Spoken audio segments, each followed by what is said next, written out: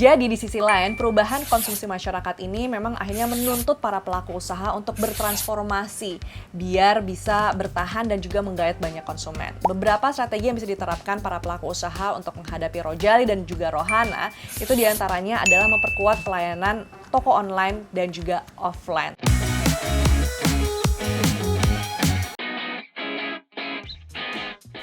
Hai, Cuanomics di sini. Apa kabarnya di sana? Apa kabar Rojali? Apa kabar Rohana? Yang pasti itu bukan nama tetangga sebelah ya. Itu loh kedua istilah yang lagi viral in this economy. Rojali adalah rombongan jarang beli, sementara Rohana adalah rombongan hanya nanya. Kedua istilah yang menggambarkan orang-orang yang datang ke mall atau pusat perbelanjaan itu cuma sekedar jalan-jalan aja gitu, lihat-lihat tanpa belanja. Walaupun fenomena ini sebenarnya bukan hal yang baru ya. Dulu pun juga ada tuh istilah CLBK. Bukan Cinta Lama Bersemi Kembali. Itu mah kamu kali yang belum move on. Ups. Jadi CLBK di sini maksudnya adalah cuma lihat beli kagak. Jadi maknanya sama lah ya dengan Rojali dan juga Rohana. Ini adalah kedua istilah yang memang tadinya nih dulu itu juga udah rame, tapi sekarang viral lagi gitu. Karena memang mungkin intensitasnya yang semakin meningkat. Tanpa disadari sering terjadi di sekitar kita. Mungkin dialami oleh kita sendiri atau dialami oleh kamu. Ya nggak sih? Yang datang ke mall itu cuma sekedar jalan-jalan, cuci mata, terus mungkin cuma sekedar foto-foto, makan-makan, ngopi-ngopi, nongkrong yang lama banget ya kan sama temen atau sama keluarga gitu di mall, tapi nggak belanja sama sekali.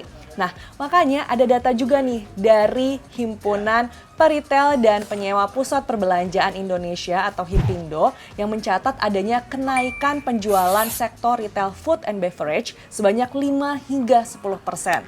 Nah, angka ini menunjukkan adanya pergeseran pola konsumsi masyarakat di mall ya, yang akhirnya lebih suka datang ke mall itu cuma buat makan-makan atau istilahnya mungkin nongkrong cantik di mall kali ya. Cuman saat bisnis F&B di pusat perbelanjaan itu meraih untung, justru bisnis retail produk lainnya malah lesu.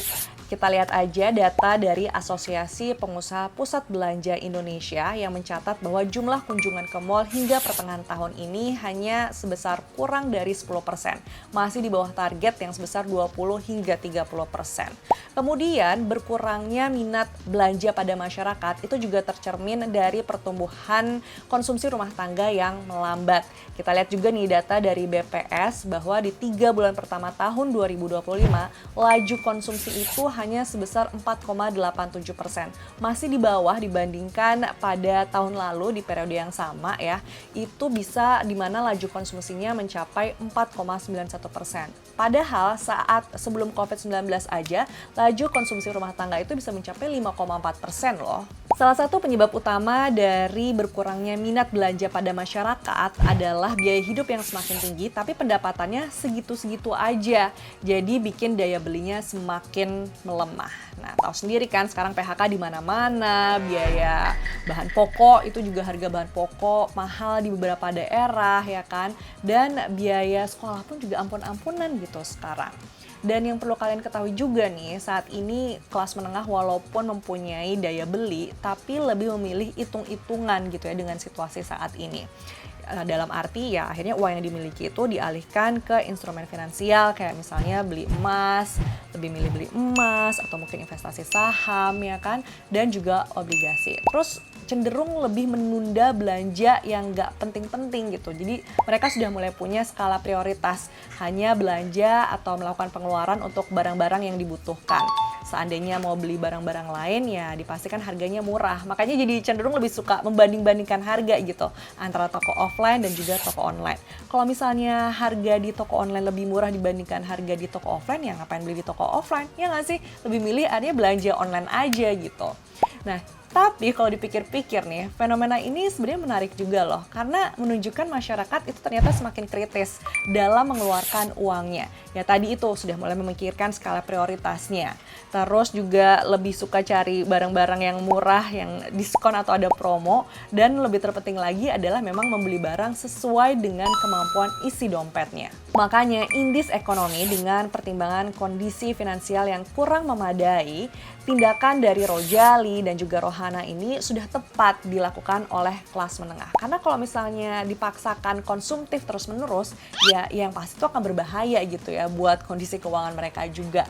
Jadi memang lebih baik saat ini uangnya itu difokuskan buat ditabung dan dikumpulkan sebagai dana darurat. Tapi yang perlu kalian ketahui juga, lemahnya daya beli masyarakat itu tidak bisa dianggap remeh loh. Kenapa?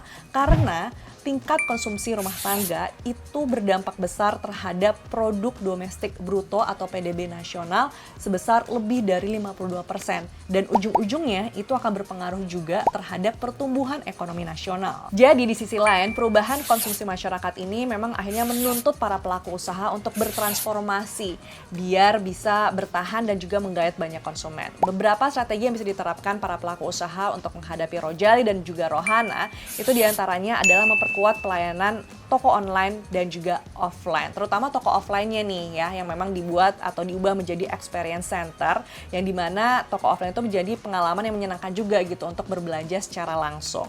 Kemudian bisa juga mempererat hubungan dengan konsumen, seperti fokus pada edukasi dan juga pelayanan emosional.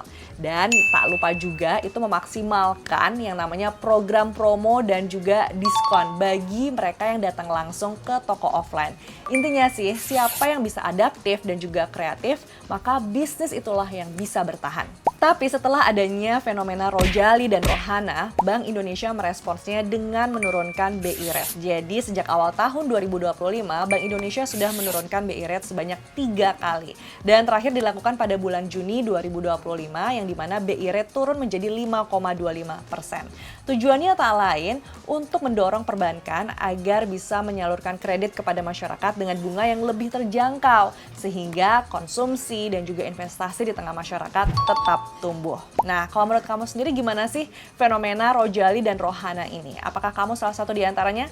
Tulis pengalaman kamu di kolom komentar, tapi jangan lupa like and share konten ini ya. Sampai jumpa.